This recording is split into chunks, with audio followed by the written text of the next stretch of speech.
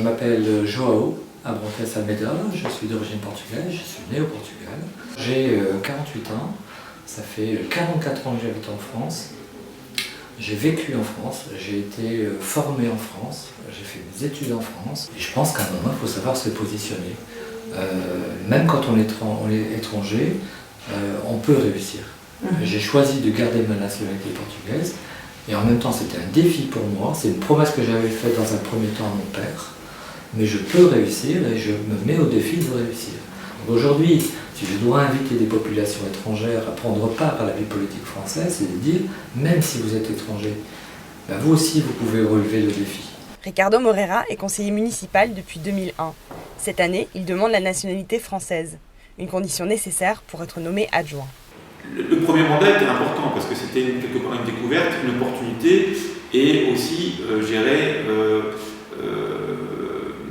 je dis opportunité, c'est aussi une ouverture vers, on va dire, l'Europe. Si on me demande d'évoluer dans le monde politique par le biais de cette nationalité, forcément, aujourd'hui, c'est une opportunité.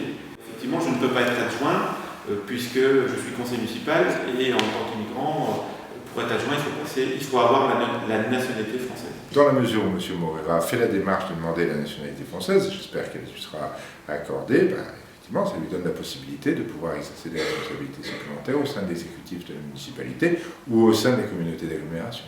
Moi, je suis frappé par le fait, par exemple, de ne pas avoir de personnes ressortissants belges sur la liste, alors qu'il y a beaucoup de Belges qui habitent en frontalier, dans notre territoire. Et c'est vrai qu'on peut s'interroger de savoir pourquoi ils ne sont pas plus présents.